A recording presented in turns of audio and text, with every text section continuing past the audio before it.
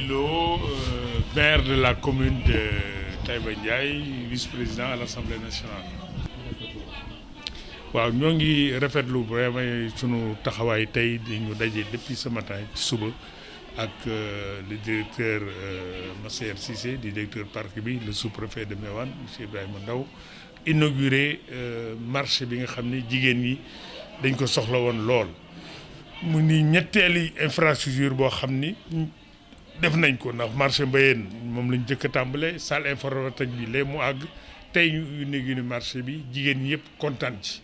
ñu defar ñeenti kilomètres yoo xam ni tool yi wër foofu yëpp bu ñu béyee ëllëg daañu fa mën a écouler seen production am sax benn surface boo xam ni ñu ngi fay def expérimentation maanaam essai boo xam ni njëriñu population lay doon donc ñun rëccuwuñu lu ñu doon gunge projet lu mat fukki at nu gëm ko gëm ni bés bu taxawee dana nekk njëriñ pour commune bi dana nekk njëriñ ci Sénégal. Président Macky Sall wax na ni dafa bëgg ñu dem vers le mix énergétique maanaam am énergie bu yomb te it bu baax bu xam ne du polluer te vraiment bi ëpp solo ci Afrique de l'Ouest ci la bokk. war a jar 200 milliards produire téeméer ak juróom fukki méga pour Sénélec ñoom dañu noon bu ñu ñëwee dëkk bu fi amul courant daañu la may courant mais ñun bala ñoo pare daan fay am 100%. mais nag li ñu xalaat ci RSE vraiment ak accompagnement gunge bi ñu xalaat pour def ko commune bi def benn plan boo xam ni juróomi at yu ne dañuy xayma li ñu soxla ñoo ngi waxtaan ak ñoom pour tëgg plan boobu yaakaar naa ni lu mat ñetti téeméeri xale ñu ngi ciy liggéey ci phase de construction bi li ci des nag su paree parc yi mënul jël ñëpp mais formé nañu atam ay nit yóbbu leen lycée technique képp ci sa wërsëg nekk ñu mën la wutal place nga liggéey ci parc bi maa ngi liggéey ci yeneen entreprise yi nga xam ne ñu ngi également ci secteur vraiment pour ñun daal occasion la ñu remercier leen ñaan yàlla ba yaakaar di ñu amoon ci ñoom te it wax dëgg yàlla tey lañ ko gën a am ndax lépp luñ ñu mus a wax rek teg nañ sunu yéen nag comme ñëwoon ngeen fii xale yi ni leen parc bi da joxe 700 millions ci kanamu directeur bi laa koy wax parc bi joxeegul dara ndax tàmbalee gu ñëw liggéey amul benn 15 bu jóge ci ñoom dugg suñu kees tey. noo ngi yaakaar nag ni à partir de ren vraiment dañu dugal ndax ñoom amuñu exonération comme ICS dañu fay sel contribution économique locale mais duñu yem foofu dañu am li ñuy wax RSE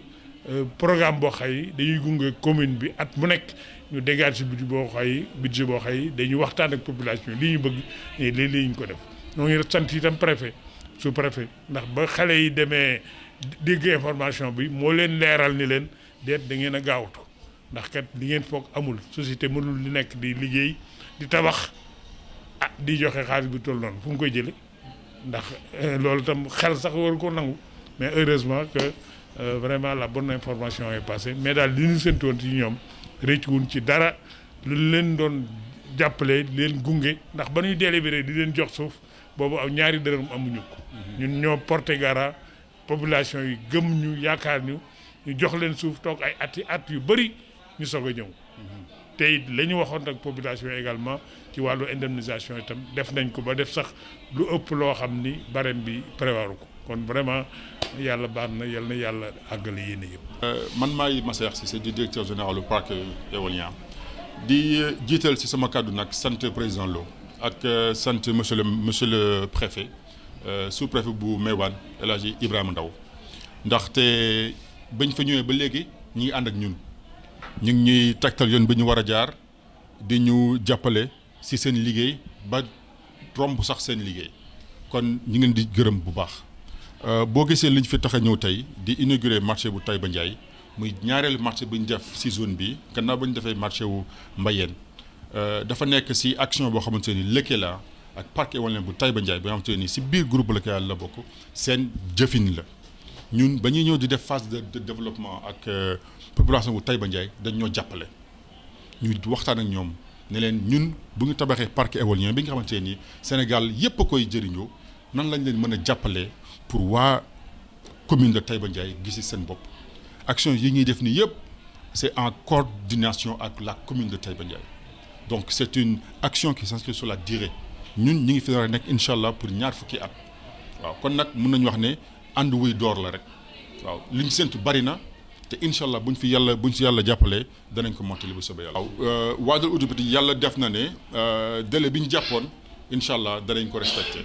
ñetti phase la parc bi phase bu njëkk bi incha allah 8 décembre bii lañ koy mettre en marche donc ñi ngi sant yàlla bu baax. ba ñu jàppale ba nga xamante ni délai yooyu noonu ñun dinañ ko respecté bu soobee yàlla. recrutement formation bi nga xamante ni dañ ko boole ak immigration bi di jox xale yi seen ay lijaasa recrutement technique la dafa bokk ci action bi ñuy accompagner commune de Taïba Ndiaye ndax tamit ku ne xale ne liggéey ñun ñëpp ay doomu Sénégal lañ ñun ñëpp am nañu doom am nañu mag am nañu rakk ñoo xamante ni liggéey la ñuy wut waaye liggéey boo xamante ni ci chantier boo xamante ni musul am Sénégal dafa laaj formation. donc suñu ay ingénieur ak suñu ay technicien ñoom ñoo tànn ci candidat yi ñu jot yoo xamante nii waa Taïba Ndiaye lañu former leen pour ginnaaw suba wala suba waa parc bi mën see jëriñu ak yenn sociétés yoo xamante ne nii aussi ñu ngi ci zone bi mën a recruter ci xale yooyu parce que aussi wax dëgg ca la parc bi mënul employer ñëpp mais parc bi mën na accompagner li mu mën pour xale boo xamante ne nii bu sa wërsëg nekkee ci parc bi nga jot si bu sa wërsëg nekkee ci feneen aussi nga am jumtukaay yoo xamante ne nii boo taxawee ak ñoom ñu xam ne yow formé nañ la donc loolu incha allah si la ñu nar a jëmtu te ak ni ko maire waxee sànq ak monsieur le préfet incha allah si la ñuy dox suba ak ngoon te ni ñu ko tàmbalee ni ak waa commune bi bu si yàlla defee jàmm danañ ci am ndam bu soobee yàlla jërëjëf. Nous sommes réunis depuis ce matin pour inaugurer le marché. Réalisé par le parc éolien de Taïba Ndiaye à hauteur de 26 millions. C'est la troisième infrastructure après le marché de Mbayène et la salle informatique du lycée que le projet a réalisé dans sa phase de construction. C'est l'occasion pour moi, au nom des populations, de remercier le parc éolien à travers son directeur général Moussa Cissé pour les efforts importants qui sont en train d'être réalisés. En plus de ces trois infrastructures, c'est 4 kilomètres de pistes qui sont en train d'être réalisées et pendant la phase de construction, plus de 300 jeunes également travaillent pendant les 18 mois que va durer cette construction. Dans le cadre de la RSE, sans compter les taxes fiscales que nous attendons, le parc projette également de mettre en place une ONG pour véritablement accompagner les populations à travers un plan de développement communal que nous sommes en train de mettre en place pour que pendant les 5 années à venir, nous puissions réaliser toutes les demandes prioritaires des populations à la base. Vraiment, pour nous, c'est un exemple que nous voulons donner à toutes les entreprises pour que véritablement,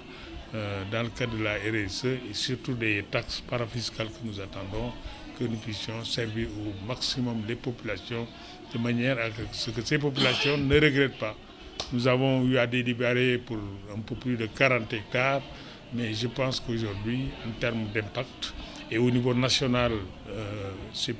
près de 150 mégas qui vont être injectés à la fin du projet. Je pense que cela répond également au souci du président Macky Sall pour aller vers le mix énergétique. Et ce projet, l'un des plus importants de l'Afrique au sud du Sahara, constitue une fierté pour le Sénégal et bien naturellement une fierté pour la commune de Taïba Ndiaye. D'accord, donc Massa Cissé, directeur général de Parc éolien Taïba Ndiaye, l'EKELA Sénégal. Comme l'a dit Monsieur le Président Lo, l'EKELA, avec le Parc éolien de Taïba Ndiaye, remercie toutes les autorités locales. D'abord, Monsieur le sous-préfet, qui n'arrête pas de faire son travail, mais qui va bien au-delà. Il accompagne vraiment le projet, et en accompagnement bien sûr avec Monsieur le maire et toute leur équipe. Donc vraiment, on les remercie. Concernant la RSE du parc éolien de Taïba Ndiaye et la politique de l'EKELA en général, c'est quelque chose qui nous tient à cœur. C'est des projets qui accompagnent la population. C'est des projets qu'on avait promis durant la phase de développement du projet. Et comme l'a si bien dit Monsieur le maire, c'est une phase de développement qui a pris beaucoup de temps. Mais les populations ont été très, très patientes. Ils nous ont accompagnés. Donc c'est notre devoir à nous de réaliser ces actions d'investissement communautaire et je peux vous assurer que ce n'est qu'un début. On est là pour une durée d'au moins de 20 ans, Inch'Allah, et on a vraiment un plan de long terme pour accompagner le développement économique de la zone de Taïba Ndiaye. Vous avez dans les délais pour l'inauguration? Exactement. Alors, comme on l'avait dit la dernière fois, ce parc éolien sera conçu en phase de 50 MW chacune, dont la première phase sera mise en service, Inch'Allah, le 8 décembre. Inch'Allah, on est en plein préparatif pour le faire et Inch'Allah, tout sera dans les délais. Les 2 autres phases vont se faire dans des délais de 3 mois successifs. Donc d'ici juin de l'année prochaine, Inch'Allah, tout le parc sera mis en service. Exactement. Alors, c'est une formation technique. C'est une formation de base qui est en électricité et en électromécanique. Cette formation a été dirigée par nos ingénieurs sur le site qui ont reçu des demandes, qui ont sélectionné les candidatures les plus appropriées,